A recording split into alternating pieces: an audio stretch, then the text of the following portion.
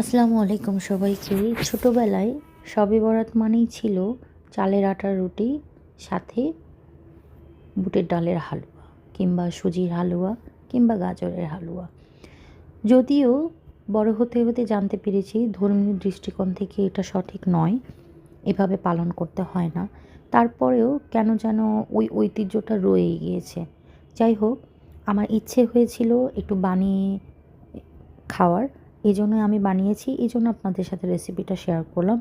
তো প্রথমেই আমি এখানে ১ কেজি ছোলার ডাল খুব ভালো করে ধুয়ে প্রেশার কুকারে আমি এটাকে সেদ্ধ করে নিয়েছি, এবং সেদ্ধ করে নেওয়ার পর আমি এটাকে পাটায় না বেটে বা গ্রাইন্ডারে গ্রাইন্ড না করে আমি এটাকে আমার এই যে পটেটো একটা ম্যাশার ছিল, পটেটো ম্যাশার দিয়ে আমি খুব ভালো করে এটাকে ম্যাশ করে নিয়েছি।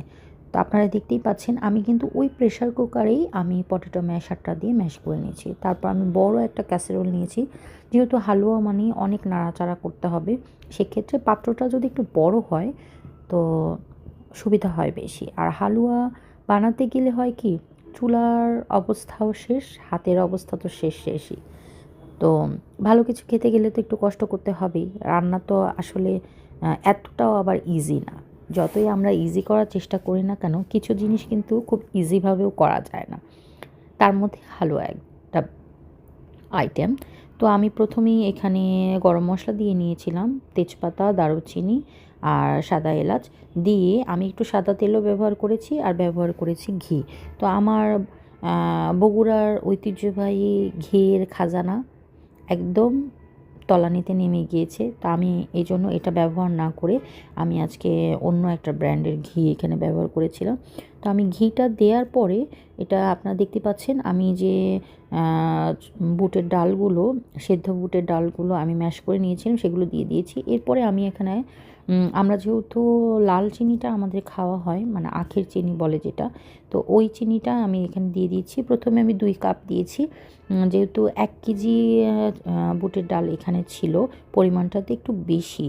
তো সেক্ষেত্রে আমি প্রথমে 2 কাপ চিনি এখানে ব্যবহার করেছি। যদি প্রয়োজন হয় স্বাদ অনুযায়ী আবার দেওয়া যেতে পারে।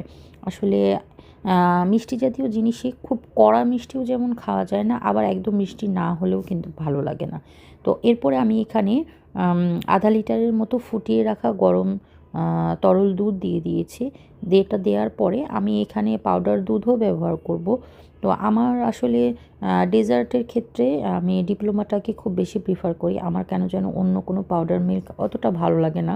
এটা যার যার ব্যক্তিগত পছন্দ থাকতে পারে। আমি কেন যেন এত বছরেও ডিপ্লোমার বাইরে অন্য কোনো পাউডার মিল্কে শিফট হতে পারিনি।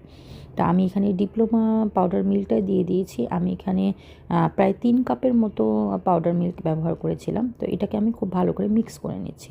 তো এটা মিক্স করে নেওয়ার পরে আপনারা দেখতে পাচ্ছেন এটার কালারটা কিন্তু একটু সাদা সাদা এসেছে। তো হালুয়াটা একটু কালারফুল হলে ভালো লাগে।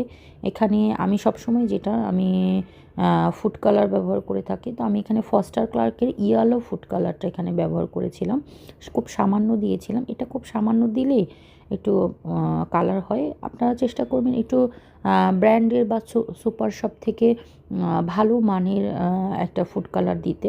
কারণ সাধারণত আমরা দোকান থেকে যেগুলো কেনা হয় সেগুলোতে তো মিক্স থাকে। অনেকেই বলে এটা নাকি কাপড়ের রং, জর্দার রং নয়। তো যাই হোক, সেই তর্কে আমি আর যেতে চাচ্ছি না। আমি ফস্টার ক্লার্ক ব্র্যান্ডটা আমার পছন্দ, আমি ম্যাক্সিমাম সময় ওটাই ব্যবহার করে থাকি।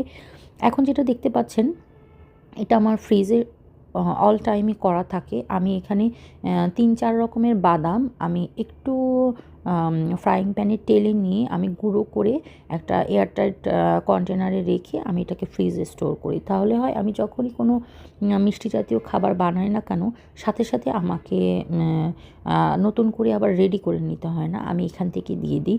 তো হালুয়া জাতীয় খাবারে ব্যবহার করার জন্যই সাধারণত এটা আমি স্টোর করে রাখি।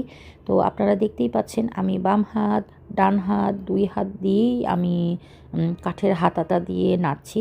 তো আমার কাঠের হাতাটা একটু বড় ছিল, মানে পোলাও বিরিয়ানি রান্না করার সময় যখন ব্যবহার করতে হয় একটু বেশি রান্নায়, সেই জন্য এটা আমি এনেছিলাম। ভেবেছিলাম এটা দিয়ে নাড়াচাড়া করলে হয়তো একটু সুবিধে হবে। পরে দেখলাম যে না, আমার হাত তো ব্যথায় লাল হয়ে গিয়েছে, কারণ এটা এত ভারী ছিল আর এত বড় ছিল যে এটাকে ম্যানেজ করতে যেয়ে আমার কেন যেন হাতটা লাল হয়ে গিয়েছে। তারপর আমি ওটা রেখে আমার নর্মাল রান্না করার জন্য ছোটো সাইজের যে কাঠের হাতা আছে সেটা দিয়েই আমি নাড়াচাড়া করছি। তো আপনারা দেখতেই পাচ্ছেন হালুয়াটা কিন্তু প্রায়ই টেনে এসেছে। এটা যখনই আপনার ক্যাসারোল থেকে বা ফ্রাইং প্যানের গা থেকে এভাবে ছেড়ে ছেড়ে আসবে, আপনাকে বুঝে নিতে হবে যে আপনার হালুয়া প্রায় হয়ে গিয়েছে। তো খুব বেশি সময় আর আমি রাখিনি। তো এখন আমি এরকম একটা 2-3টা প্লেট আমার বাসায় আছে। রমজানে আমরা যখন বেশি ইফতারের আয়োজন করা হয় তখন এরকম বড় বড় প্লেটে করলে সুবিধা হয়, তো ওই জন্যই রাখা।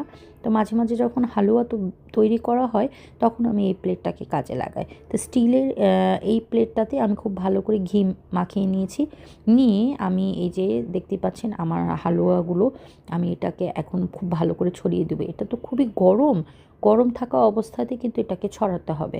তো আমি একটু হাত উঠিয়ে উঠিয়ে করছি, আমার হাতটা লাল হয়ে গিয়েছে, আপনারা দেখতে পাচ্ছেন আমি এটার উপরে হাতটা রাখতেই পারছি না।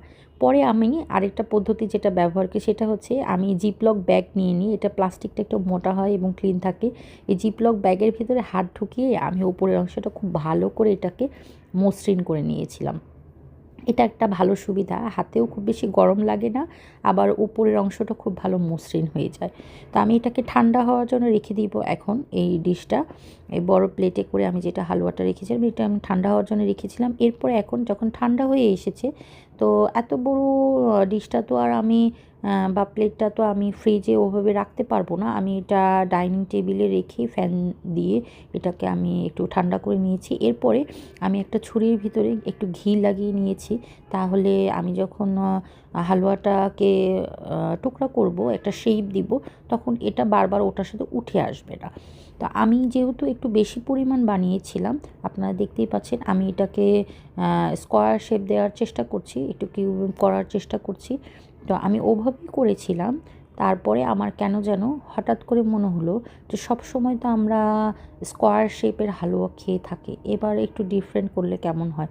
তো আমি স্কোয়ার শেপ করেও কতগুলো উঠিয়ে নিয়েছিলাম, তারপর কেন যেন ভালো লাগলো না, মনে হলো একটু ক্রিয়েটিভিটি না হলে কি হয়, রান্নায় তো ক্রিয়েটিভিটি থাকবে।